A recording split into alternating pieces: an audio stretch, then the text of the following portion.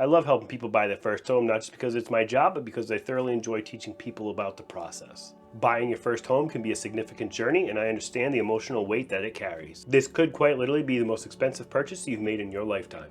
Today, I'm here to guide you through the process from the start to finish, and by the end, you'll know exactly which steps to take next to buy your first home.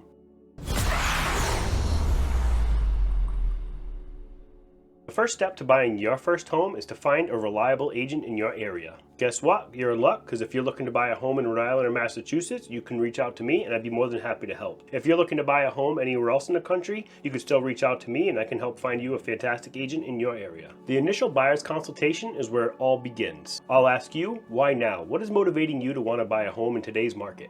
Understanding your motivation is crucial. Then we'll discuss how soon would you like to be in your new home. This is when we'll figure out if you're an A buyer, a B buyer, or a C buyer. This is not how qualified you are. This is what I call the urgency meter. An A buyer is usually someone that's in somewhat of a rush, like 0 to 3 months. A B buyer is someone that's not in so much of a rush, like 3 to 6 months. Right now they're in the information gathering stage. And a C buyer is somebody who's not looking to purchase for a while, but would like to know what kind of steps to take in order to get ready to buy their first home. Next, we're going to talk about the where. What areas are you looking to purchase in? Do you have specific criteria, like a particular city, a zip code, a neighborhood, or even a school district? Location matters because location is permanent. It's essential that we find the right fit for you. After that, we'll discuss the type of home that you prefer. Would you like one-level living like a ranch, or maybe 2-story living like a colonial? Step 2 is talk to a lender.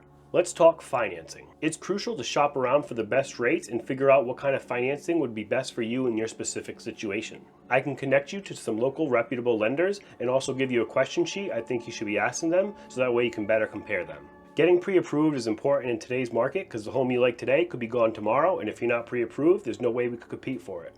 Next, it's understanding that your budget isn't just a fixed purchase price. A lot of consumers like to actually break it down to the monthly mortgage payment. The monthly mortgage payment could vary drastically depending on where you're looking due to taxes and insurance.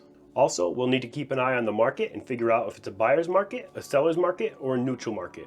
The way we figure that out is by running what's called an absorption rate.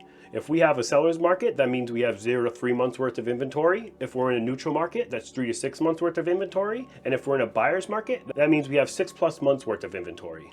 Right now in Rhode Island, we have about 2 months worth of inventory, but depending on which area you're looking in, it could be more or less. Step 3 is analyzing your needs. We'll explore your needs in detail and figure out which features are most important to you.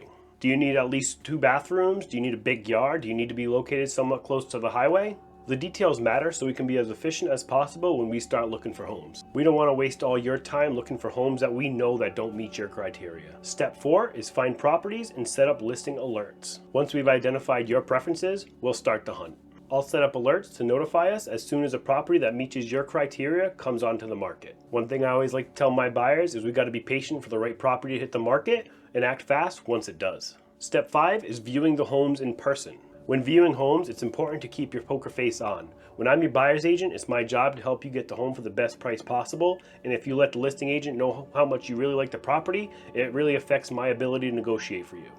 One thing to know is that sometimes photos online can be a little bit misleading. I know a lot of photographers that spend more time editing their photos than they actually do taking the photos. If you find a house you'd like to see and you want to go to an open house, just let me know and I'll meet you at the open house, and if I'm not available, I'll try to send somebody to my office to go with you. This is so you can get a professional's perspective and avoid any unpleasant surprises. Step 6 is make an offer.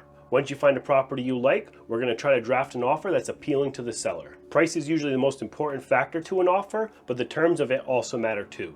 Once you find a home you like, I'll reach out to the listing agent and ask if the seller is looking for any specific terms inside of our offer. Sometimes the sellers will want what's called a post-occupancy agreement. They might want a specific closing date, or they might want us to make our offer as is and not request any repairs. That doesn't mean we can't have our inspection, but it means if anything serious comes up in the inspection, we're not allowed to ask for repairs, but we can still back out within 10 business days and keep your deposit. In our offer, we might be able to ask the seller for some type of concessions. We can use seller concessions towards down payment assistance, closing costs, rate buydowns, or even things like a home warranty. Step 7 is congratulations. Your offer has been accepted on this house. Once they accept our offer and we have a legally binding agreement, we have 10 business days to perform an inspection and ask for any repairs. Inspections can sometimes be a little bit overwhelming, but when we get an inspection, we just want to make sure the property's condition aligns with your expectations. Once we're done with the inspections, it's time for step 8, and that's the appraisal. An appraisal is an unbiased third party's opinion of value for that specific home.